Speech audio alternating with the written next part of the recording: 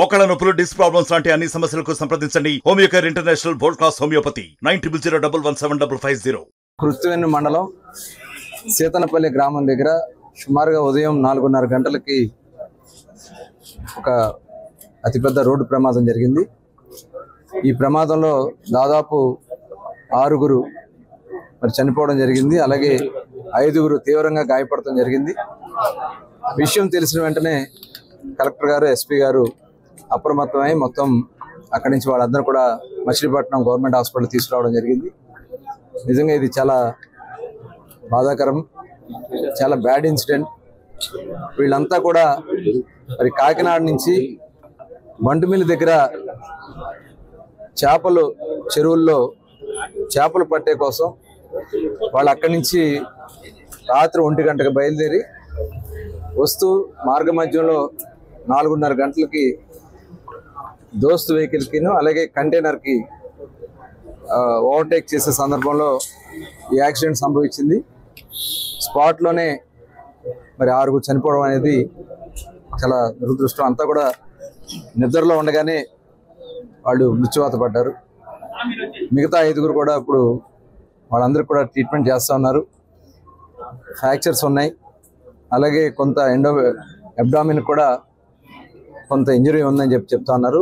ఒక అతన్ని మటుకు ఇమీడియట్గా విజయవాడకి షిఫ్ట్ చేస్తూ ఉన్నారు.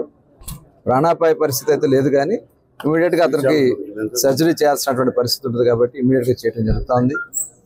ఎందుకంటే చాలా అందరూ కూడా ఫిషింగ్ చేయడం కోసం వచ్చారు. అందులో అన్ని సామాజిక వర్గాలు ఉన్నారు. మత్స్యకారులు ఉన్నారు, కాపు సోదరులు ఉన్నారు, ఎస్సీ సోదరులు ఉన్నారు, అందరూ కూడా ఉన్నారు దాంట్లో. ఇది చాలా బాధాకరం.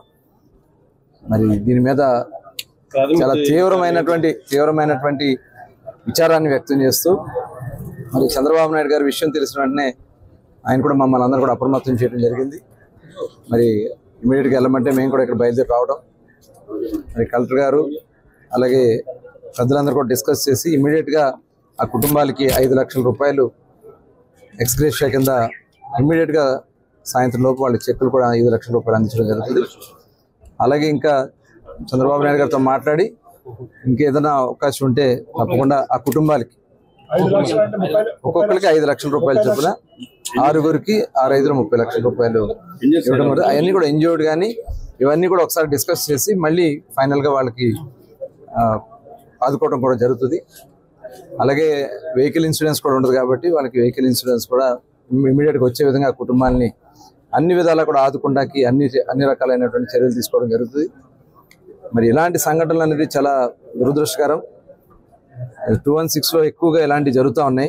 గతంలో కూడా ఎందుకంటే అందరూ ఎక్కువ తెల్లవారుజామునే ఫిషింగ్కి బయలుదేరి వస్తూ ఉంటారు, చెరువుల దగ్గర పట్టుబడి చేయడానికి వస్తూ ఉంటారు. మరి ఆ సందర్భంలో చాలాసార్లు యాక్సిడెంట్లు జరుగుతూ ఉన్నాయి. తప్పకుండా మరి ఎస్పీ గారు కూడా దాని మీద ఒకసారి విజిట్ చేసుకుని ఆ రోడ్డు అంతా కూడా ఎందుకంటే పరిశీలన చేయాలి ఖచ్చితంగా. అది రోడ్డు అయితే బ్రహ్మాండంగా ఉంది, కానీ యాక్సిడెంట్ ఎక్కడైతే జరిగే అవకాశాలు ఉన్నాయో ఆ ప్రాంతాల్లో ఖచ్చితంగా మరి దాని మీద బోర్డ్స్ పెట్టించి అలాంటివి జరగకుండా పునరావృతం కాకుండా చూడాల్సినటువంటి అవసరం ఉంది. మరి వాళ్ళ ప్రాణం కోల్పోవడం, అంత చిన్న వయసు వాళ్ళందరూ కూడా మరి చనిపోవడం అనేది చాలా బాధాకరం. తప్పకుండా ఆ కుటుంబాలకి అన్ని విధాలా కూడా తెలుగుదేశం ప్రభుత్వం వాళ్ళకి అండగా ఉంటుందని కూడా తెలియజేస్తాం. మరిన్ని వీడియోస్ కోసం ఛానల్ ని సబ్స్క్రైబ్ చేయండి, లేటెస్ట్ అప్డేట్స్ కోసం వాట్సాప్ ఛానల్ ని ఫాలో చేయండి అండ్ లింక్ డిస్క్రిప్షన్ లో ఉంది.